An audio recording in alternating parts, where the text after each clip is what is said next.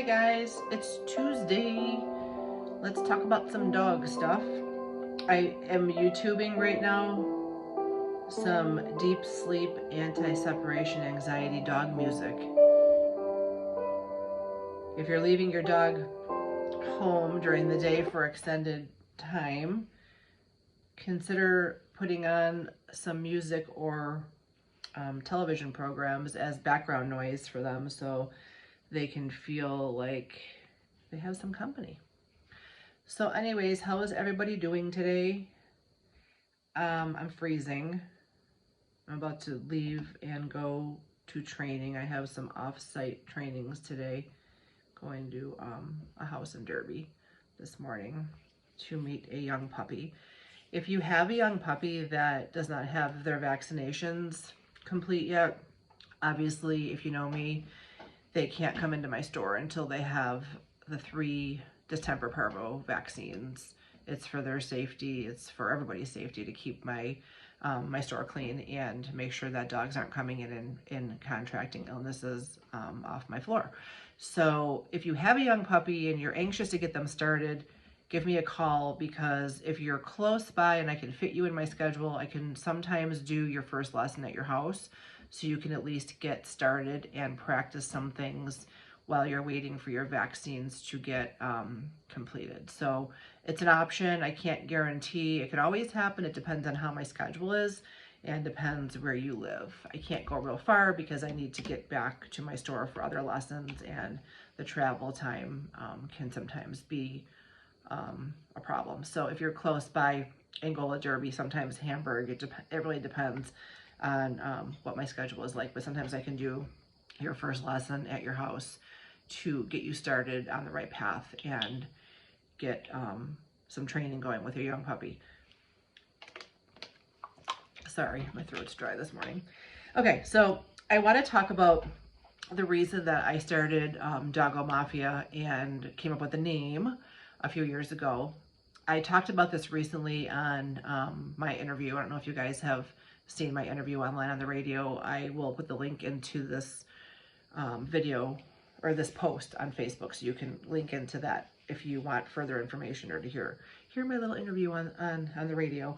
But Doggo Mafia came to me as a thought because I know how important it is to cover a lot of components when you're trying to raise a dog. And that doesn't just mean a young puppy. It can be middle-aged, maybe people adopt dogs that are older out of a rescue or something like that. And they might be starting off their relationship with their dog when they're a little bit older. So it doesn't really matter whether they're a young puppy or a middle-aged or even a senior dog. It's important to have all these different components. You need a good vet. You need a good groomer. You have to have, obviously, a trainer as part of your recipe. Daycare and boarding is often critical for people. You're going to work and spending a lot of time away from the house. You may want to consider putting your dog into a daycare program that allows them to learn socialization and how to interact and take some social cues from other dogs. There's so much that goes into what you're feeding your dog. Are you willing to put the time and energy into investigating that part of it? Because it is true that what you put into your dog can actually add years to their life. So that realization for me about how important not only training is, even though that's my specialty, people ask me all kinds of questions. Who do you recommend for grooming? What vet are you recommending to people?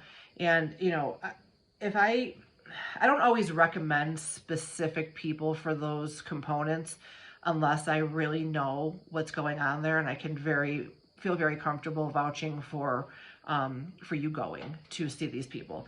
So if I say to you, I don't really have one I can recommend right now, that's true.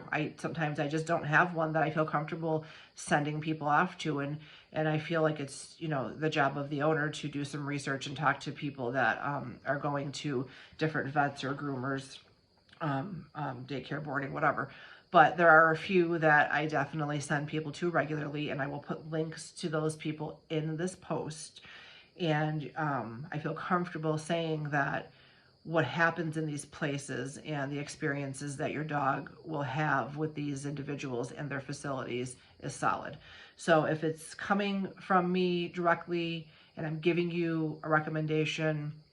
While I cannot always 100% guarantee that you're going to be thrilled with all the policies or the procedures there, I can't guarantee that, but I can tell you where I feel comfortable sending you to do your investigation and give it a shot there. So let's see here. Let's talk about food for a second. There is a website that I tell people to visit when they're talking to me about what they should feed their dog. It's called dogfoodadvisor.com. You can put information in there about your dog, your breed, your age. You can look up specific types of food and get a lot of information as far as how it's ranked and what's in there and what's it good for, what's it not good for. And it's a good place to start if you're questioning if the food that you're feeding your dog is doing its job. You know, there's a lot that goes into this. Some people are feeding a raw diet. Some people are cooking for their dog and they're giving fruits and vegetables and meats in conjunction with a kibble diet, which is what I do. I provide kibble, and I also do cooking for my dogs, and I give them things that I know are healthy and beneficial to their body. So the website, again, is Dog Food Advisor. Take a peek at it, do your research, know what you're putting into your dog, and realize that it can actually add years to their life if you're being smart about it and feeding them things that are benefiting their physical body. I know a girl, and I'm going to link her into this post as well. She's fantastic. She's done tons of research. She's my go-to person when people call me up and say, yikes, my dog was just diagnosed with a thyroid problem, or my dog has cancer, or my dog has severe arthritis. I always tell them there's so many different components to dealing with dog disease. One of them has to be the diet. And I send people her way often, and she will do consults and talk to you about how to manage that. Because if you decide to get rid of kibble in your diet, dog food, you have to really know what you're doing, because you can't just start feeding a random fruits and vegetables and throw meat in here or there. You have to really know what fruits and vegetables, what vitamins are critical, and you have to make sure your dog is getting a balanced diet, or you're going to create other problems with their physical body, their you know, internally, or with their skin, or I don't know, a lot of things can come from not knowing what you're doing with that. So, but it's worthy, and you know, it's interesting. And sometimes when I have more time on my hands, I get more involved with cooking for my dogs. Other times I slack on it a little bit, just because, again, cooking for your dog is a job, and it takes time. And you can, my best advice is to do it in bulk, where you can do a bunch of cooking and store it. Either some things you can freeze, some things you can't, but the longevity in the refrigerator is decent, so you can usually cook like on a weekend and have things for the whole week that you can grab and make a meal for them. So that's my little spiel on feeding your dog. Grooming, important, obviously. You need to make sure that you're being preventative with your dog's skin and their coat and their nails. You want to get them comfortable early. You don't want to avoid taking them to a groomer or getting help with things like nails, because we know obviously nail trimming is something that dogs do not love. And it's frustrating for us trying to keep them contained and not make a mistake and go too low on the nail and cause the quick to bleed and all those things that make them, you know, nervous and not want to go for the next nail trim or have you do the next nail trim. As soon as I get the clippers out with my dogs, it's immediately hiding and running. They do not like to get their nails trimmed at all. With my lab, if I put a sweater on her, she becomes immobile for some reason. I don't know why. She does not like to have clothing on. So if I want to get her to stop and let me do something, whether it's a nail trim or whatever, I put a sweater on her so she can't go anywhere. But I do take my dogs for nail trims. I don't like doing them on my own. So if you want me to do your nail trim, I'm not going to do it. People ask me all the time, can you trim my dog's nails before or after the training session? I don't love doing that. I'll send you to a groomer. So there's a groomer that's coming to the Pup Trot on October 21st. And she is going to do nail trims after the Pup Trot and after the costume contest judging. So she will be set up there, $10 nail trims, so worth it. I'm looking at my camera and I'm like, what is this white stuff? on me, and I'm realizing that. First I thought it was on the screen, and I realized it's not my shirt. But she's going to do nail trims there. Take advantage of her. It always is a huge hit when people get their nails trimmed at the pup trot. They're in and out. Their dog is on the table, or if they're a big dog, they're on the ground, and it's all done in a couple of minutes, and people are on their way, and they're happy because they came, they had fun, they got to pup trot, they got to do the costume contest, and their dog's nails are looking good. So I'm going to put a link to her in this post as well, in case you want to reach out to her. I really like what I'm seeing on her Facebook posts about what she's doing with dog grooming. Let's see, what else am I going to talk about today? Boarding and daycare. What are your plans when you're going on vacation? We all need vacations, and we don't all want to take our animals with us, and sometimes it's just really not an option. So what are you doing to get your dogs acclimated to being away from you and being in a different place, such as dog daycare or a boarding facility?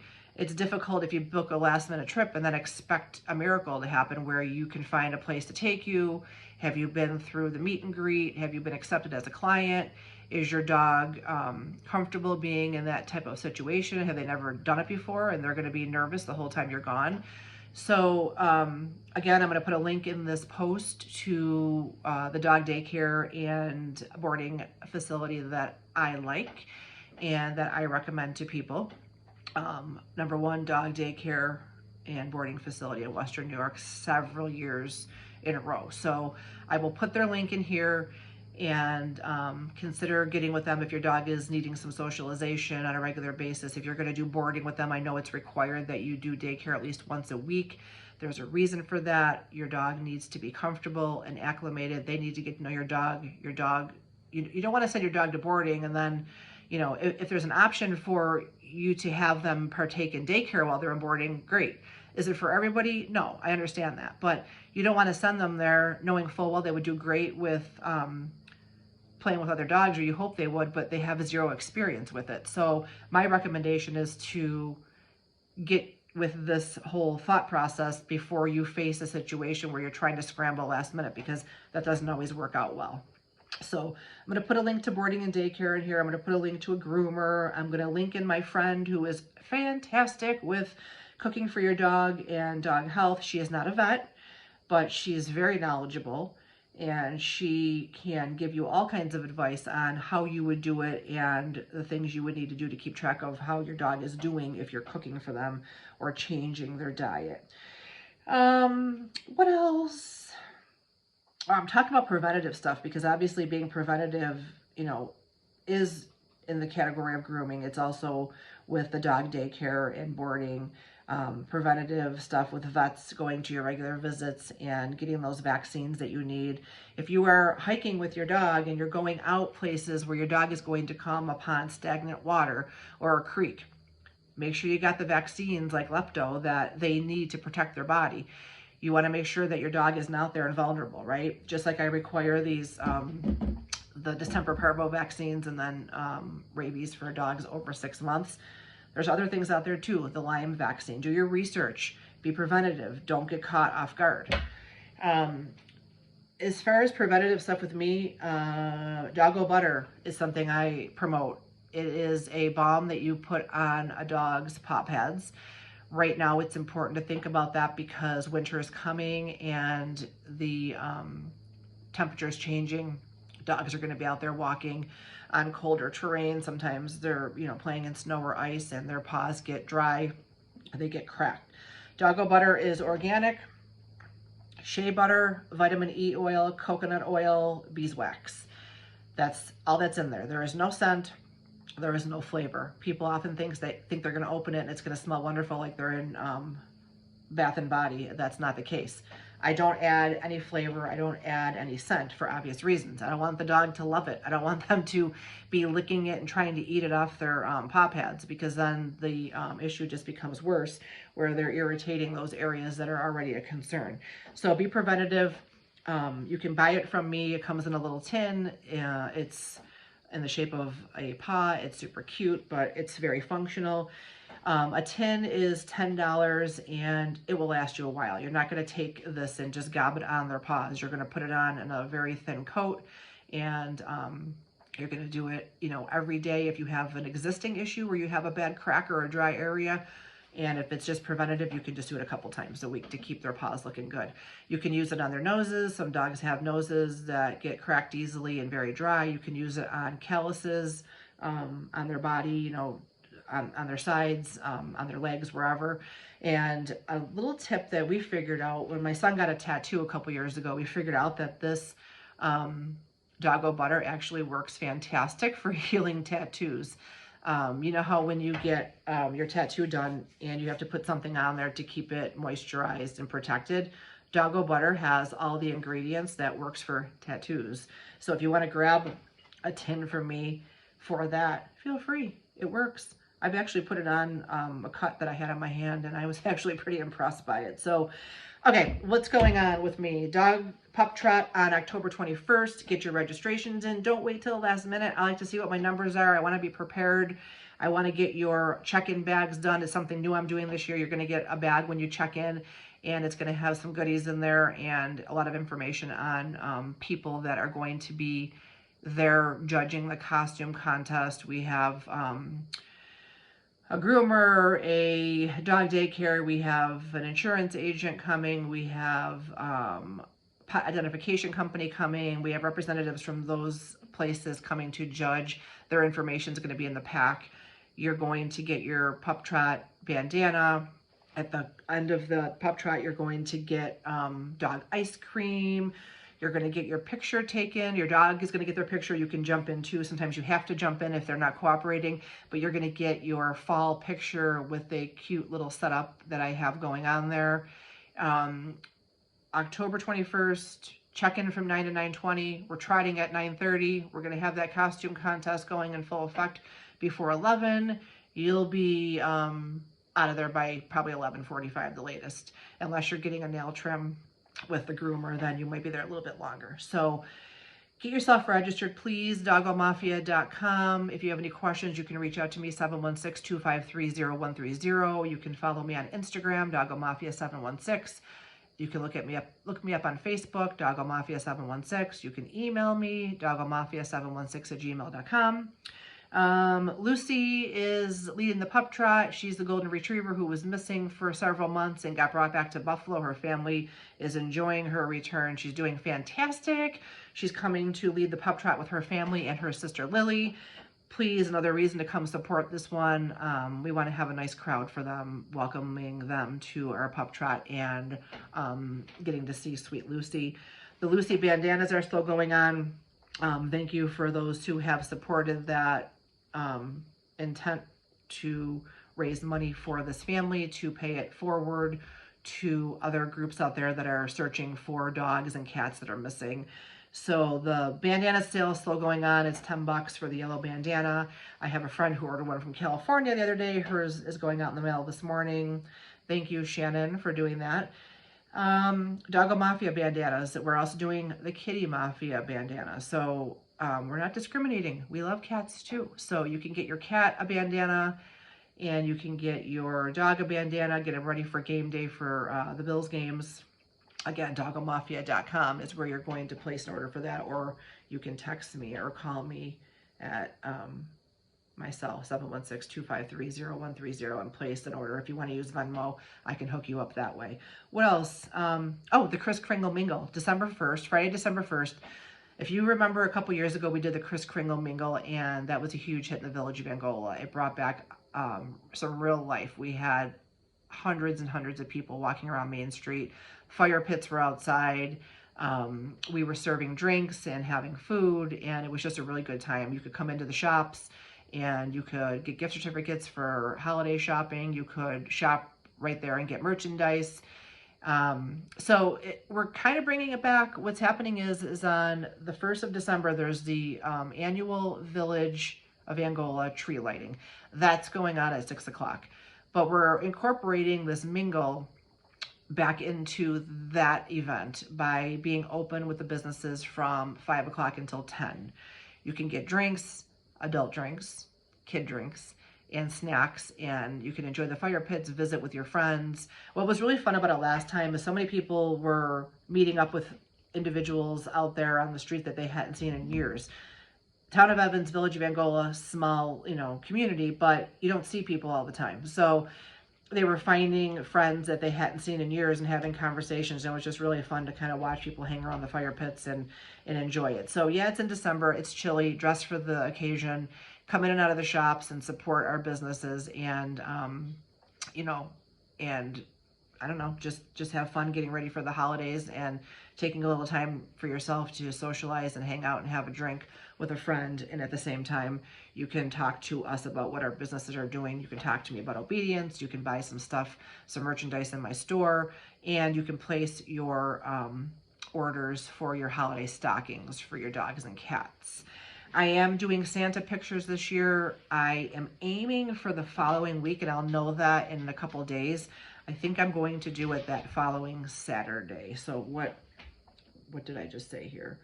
December 1st is going to be the Christmas tree lighting and the mingle. And I am looking, I think, to do pictures with Santa on December 9th. So I'm going to decide that in the next couple days, and I will put a registration out online. So I think that is it for Let's Talk About It Tuesday. Check out the links and information in this post. And if you have any questions, reach out. Have a great Tuesday.